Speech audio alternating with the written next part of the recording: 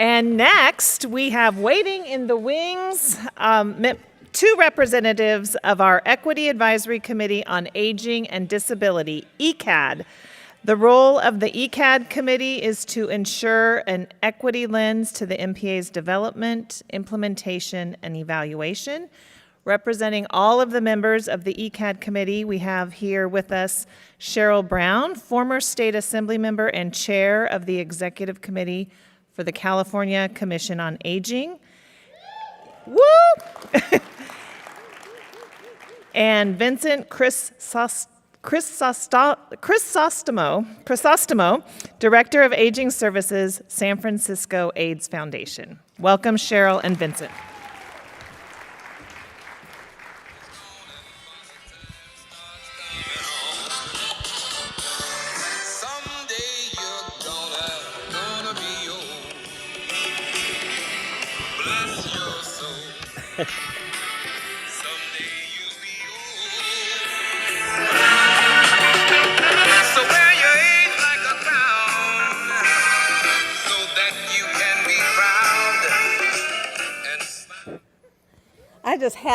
I have to say that because you young people in here don't understand. Someday you're going to get old.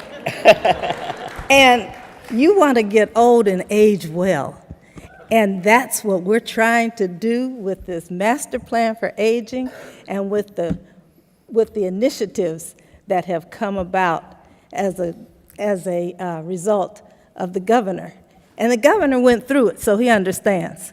But you know, I'm proud to be here today as a member of the Equity Advisory Committee and the Aging Disability, and as chair of the California Commission on Aging. Let's hear for the California Commission on Aging. Carol Swartzelander, raise your hand.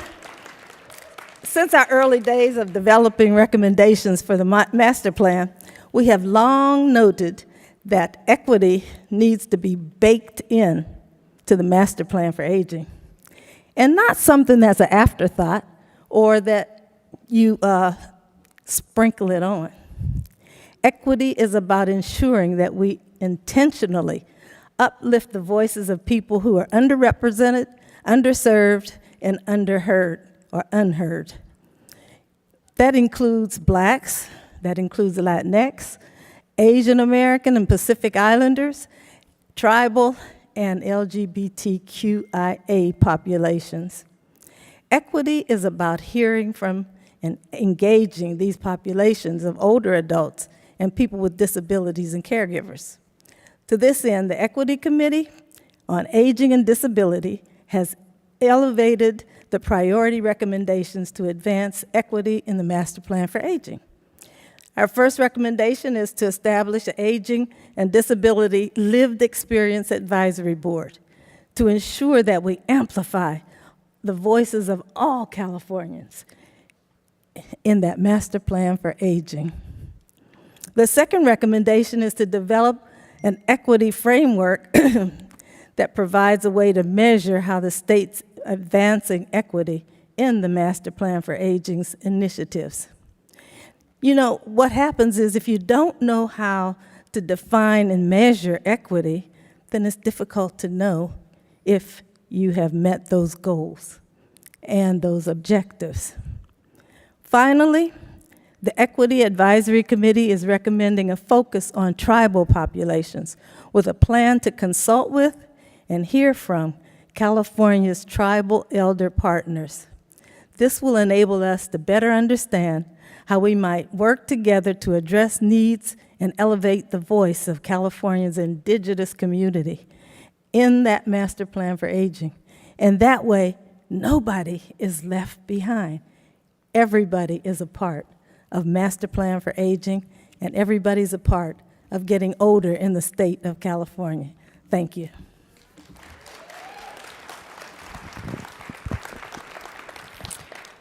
Good afternoon. My name is Vince Crisostomo. My pronouns are he, him, and I am a queer, gay, Chamorro male who has been living with HIV since 1987. In San Francisco, 74% of the people living with HIV are over the age of 50. I think about 29% of them are over the age of 65. And we are kind of an emerging population. I was told at the age of 28 that I wouldn't live to see 30. This year I turned 63.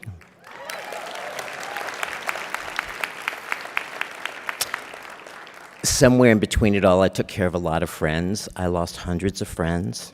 And in 1996, life-saving medications came out, which after a couple of years, we found out for some of us that they were actually killing us. I was diagnosed at the age of, I don't know what age it was, but anyway, I was diagnosed and told that I had something called lactic acidosis. And I thought, there's no way I'm going to survive this, so I moved back to Guam.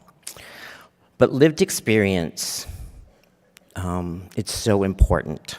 We are not the same country. HIV is not the same epidemic that it was in the 80s when my friends first tested. And in June of 1983, the HIV/AIDS Advisory Committee stormed the stage at a conference in Denver and created the Denver Principles. Those principles revolutionized healthcare. In 2020, some friends of mine who are long-term survivors came together to create the San Francisco Principles, which tried to update it.